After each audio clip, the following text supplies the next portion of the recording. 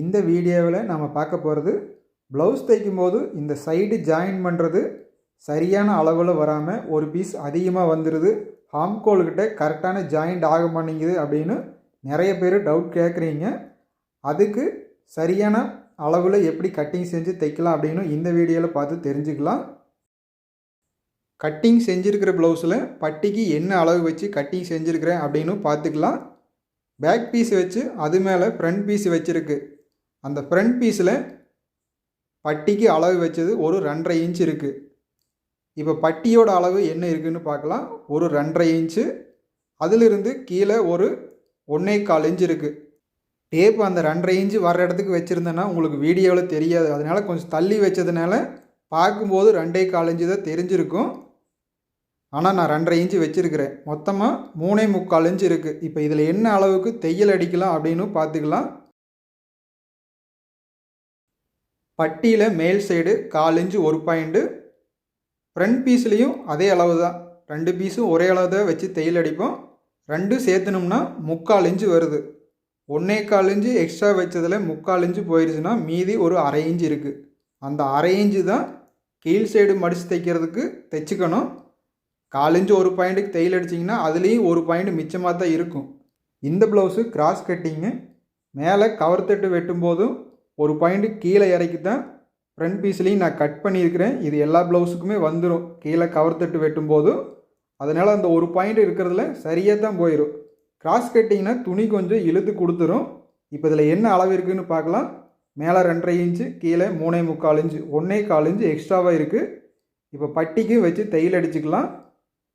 கீழே extra cloth வச்சுட்டு அது மேலே ப்ளவுஸ் கிளாத்து வச்சு பட்டி பீஸ் வச்சு தையல் அடிச்சுக்கலாம். அந்த 1/4 இன்ச்சு ஒரு பாயிண்ட்டுக்கு மார்க் செஞ்சுருக்கிறேன், அதே அளவுக்கு ஸ்ட்ரைட்டாக தையல் அடிச்சுக்கலாம்.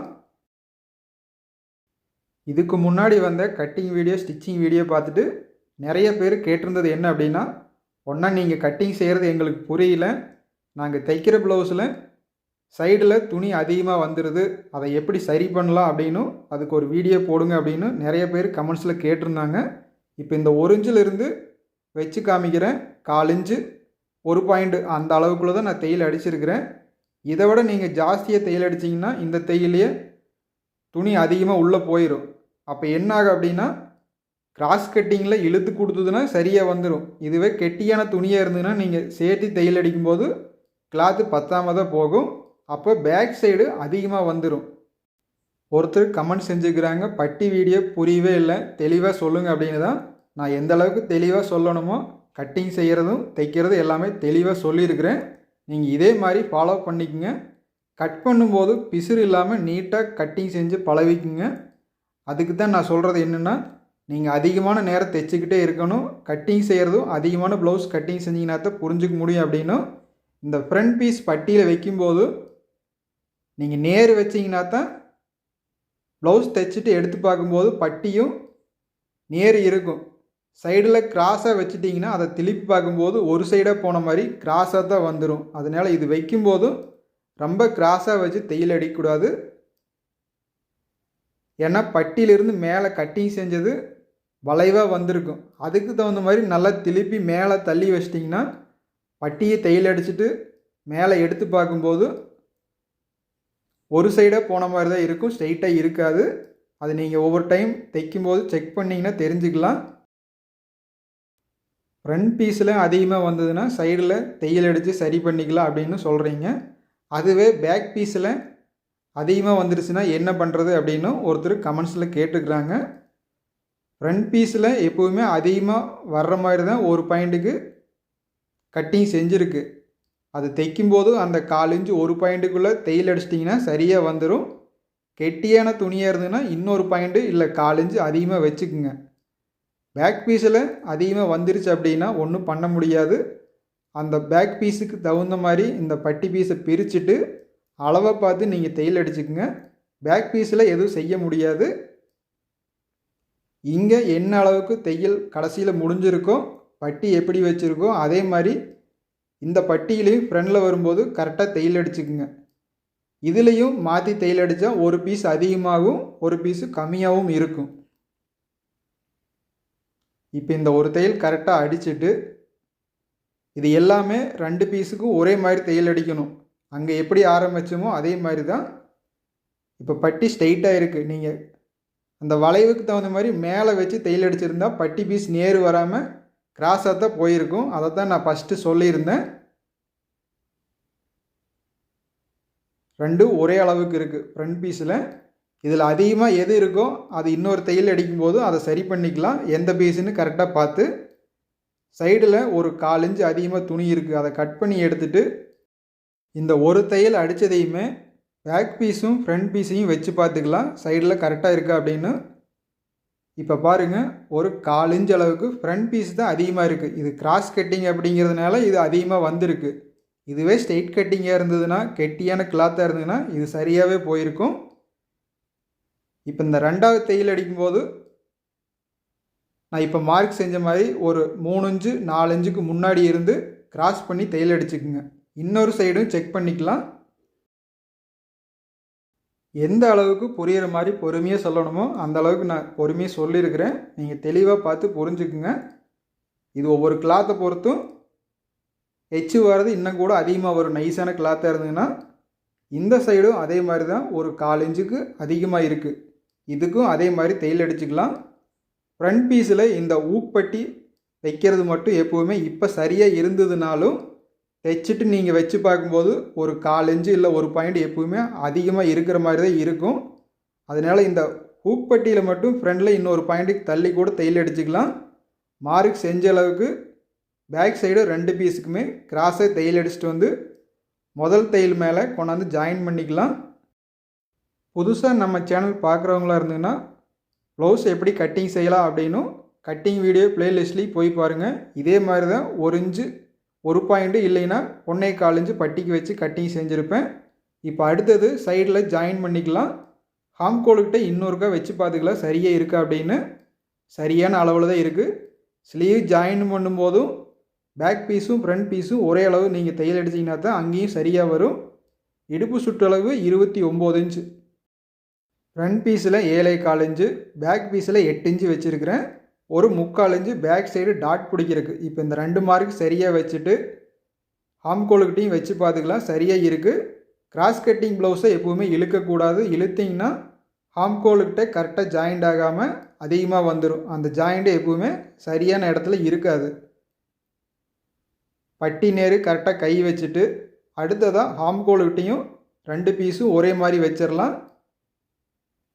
ஃப்ரண்ட் பீஸ் அப்படியே லூஸாக விட்டுடலாம். ஒரு பாயிண்ட் பத்தாமல் இருந்ததுன்னா நீங்கள் கிராஸ் கட்டிங்கில் அதை இழுத்து கூட சரி பண்ணிக்கலாம் ஆம்கோல்கிட்ட சரியாக வர்றதுக்கு. இல்லை அப்படின்னா கொஞ்சம் லூஸாக விட்டு கரெக்டாக வச்சு தையல் அடிச்சுக்குங்க. சைடில் எந்த அளவுக்கு துணி விட்டுருக்கோ அந்த அளவுக்கு மார்க் செஞ்சுட்டு அங்கே கொண்டாந்து நிறுத்திட்டு அடுத்ததாக இந்த ஸ்லீவ் நேர் வச்சுக்கலாம்.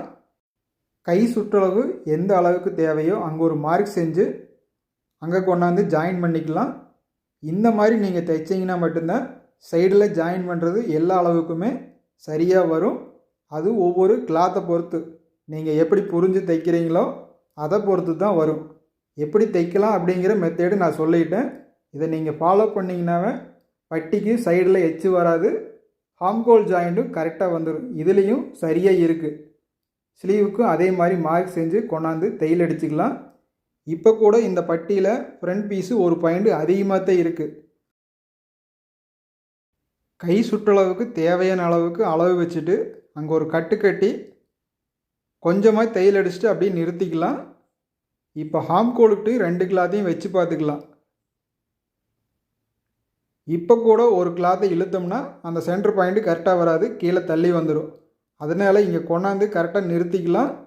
சரியான அளவை எடுத்து வச்சு அதுக்கு பின்னாடி தையல் அடிச்சுக்கலாம். ஏன் அப்படின்னா இது கிராஸாக வர்றது நேரம் நேர் தையல் அடிக்க முடியாது. நிறுத்தி நீங்கள் தையல் அடிச்சிங்கன்னா தான் கரெக்டாக வரும்.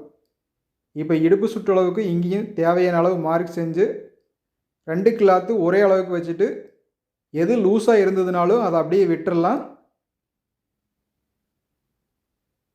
ஃப்ரண்ட் பீஸை இழுக்கவே கூடாது. பேக் பீஸு மட்டும் ஒரு பாயிண்ட்டுக்கு இழுத்து தையல் அடிச்சுட்டு வந்துட்டோம்னா சரியாக வந்துடும். இவ்வளவுதான். இதை திருப்பி எப்படி இருக்குது அப்படின்னு பார்த்துக்கலாம். ஒரு பாயிண்ட்டுக்குள்ளே சைடில் ஜாயின் பண்ணும்போது ஏதோ ஒரு கிளாத் அதிகமாக இருந்ததுன்னா லூஸ் விட்டு தையல் அடிச்சுக்கலாம். அதுவே 1/4 இன்ச்சு 1/2 இன்ச்சு இருந்து நீங்கள் லூஸ் விட்டு தையல் அடிச்சிங்கன்னா கண்டிப்பாக சுருக்கம் வரும். அதையும் நீங்கள் கவனிச்சுக்கணும். அடுத்ததாக இடுப்பு சுற்றளவுக்கு டாட் பிடிச்சிக்கலாம். 29.5 இன்ச்சு வேணும். 2ஆக மடித்து வச்சு ஒவ்வொரு சைடும் ஒரு 1/2 இன்ச் அளவுக்கு டாட் பிடிச்சிக்கலாம். வீடியோவுக்கும் லைக் பண்ணி ஷேர் பண்ணுங்கள். புதுசாக கற்றுக்கிறவங்க இந்த வீடியோ பார்த்து ஈஸியாகவே புரிஞ்சுக்குவாங்க. நிறைய பேர் நம்ம சேனலுக்கு சப்ஸ்கிரைப் பண்ணாமல் அப்படியே தான் பார்க்குறீங்க. சேனலுக்கு சப்ஸ்கிரைப் பண்ணி சப்போர்ட் பண்ணுங்கள்.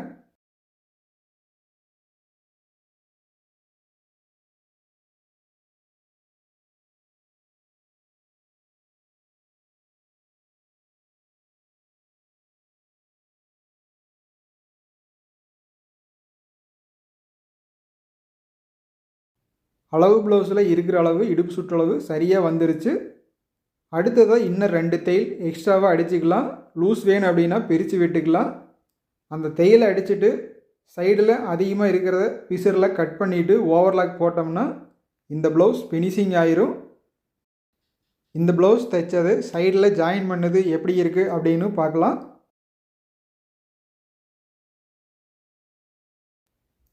ரொம்ப நீட்டாகவே வந்திருக்கு. ஆம்கோலுக்கிட்ட ஜாயின் பண்ணது சரியாக வந்திருக்கு.